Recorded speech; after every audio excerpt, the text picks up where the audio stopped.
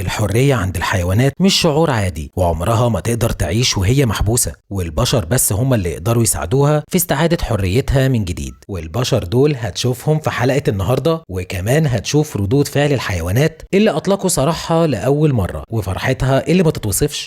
أنا إبراهيم عودة، صلى على النبي ويلا بينا.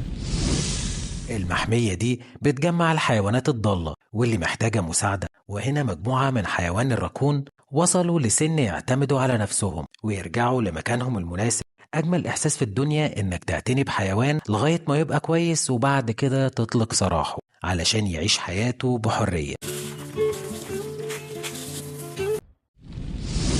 سبحان الله، قصة الوشق ده تقطع القلب. الحراس لقوه في الغابة لوحده من غير وحجمه كان صغير جدا. أخدوه ورضعوه واهتموا بيه، ولما كبر رجعوه لوطنه علشان يعيش بحريته.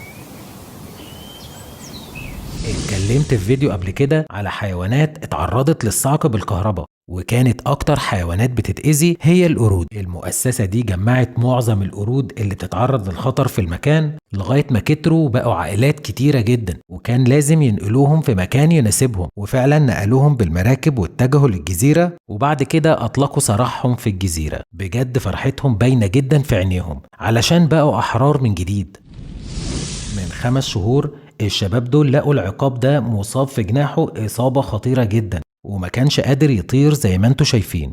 مسكوه واخدوه للطبيب، وعلى طول عملوا له عملية علشان يقدر يرجع يطير من تاني. سبحان الخالق، ربنا أرسل له الشباب دول علشان ينقذوه في الوقت المناسب، ودلوقتي بعد العلاج والاهتمام بقى كويس جدا، وجه الوقت المناسب علشان يطلقوا سراحه ويبقى حر ويطير من تاني.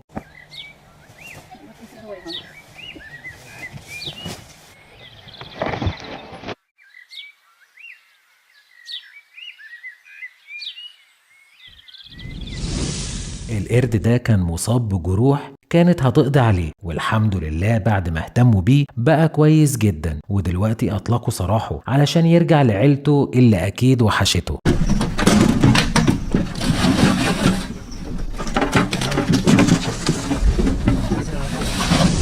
فاكرين طائر النورس اللي وقع في حلة المصالة؟ ودي كانت أكلة هندية لونها أصفر، وكان ترند في الفترة دي. أخدوه نضفوه واهتموا بيه، ولما لونه رجع أبيض تاني رجعوه علشان يعيش بحرية.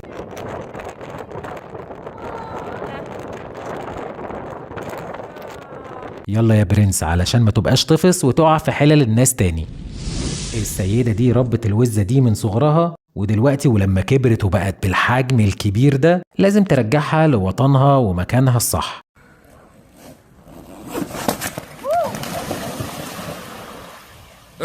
الحيوانات كلها لو وقعت في مشكلة بتحتاج لمساعدة، زي الغزالة دي اللي اتزنقت بين السياج، وصاحب المنزل بلغ المختصين علشان يجوا يساعدوها. الغزالة من الخوف والحركة الكتير جرحت نفسها بالغلط، كانت عايزة تحرر نفسها. مشكورين الشباب دول اعتنوا بيها وعالجوها، وبعد الرعاية والعلاج حالتها بقت ممتازة جدا، وجه الوقت المناسب علشان يطلقوا سراحها وترجع لعيلتها.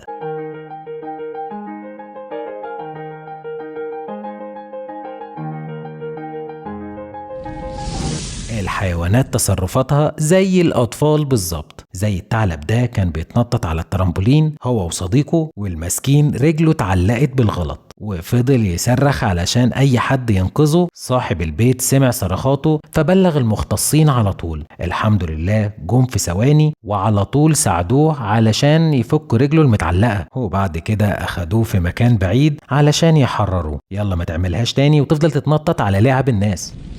إطلاق سراح مجموعة من النسور، بصراحة شكلهم يجنن وهم طالعين من الصناديق بيطيروا، مش مصدقين ان هم بقوا أحرار. بجد الحرية غالية جدا. الطيور طالعة مش شايفة قدامها، عمال تخبط في بعضيها، بس أنا حاسس بفرحتهم بصراحة. في شخص بلغ ان في غزالة واقعة في النهر على طول ومن غير تأخير رجال الإنقاذ راحوا للمكان فورا علشان ينقذوا المسكينة دي. المية والضلمة ما وقفتهمش عن العمل الإنساني ده. بجد إحساس ما يتوصفش لما تنقذ روح مسكينة زي دي. وكلنا عارفين إن الحيوانات ما بتقدرش تساعد نفسها ومحتاجانا جدا علشان نساعدها. ودلوقتي والحمد لله بعد ما أنقذوها وبقت كويسة علشان ترجع لحياتها من تاني، دلوقتي بيحاولوا يطلقوا سراحها. بجد ربنا يكتر من أمثالكم.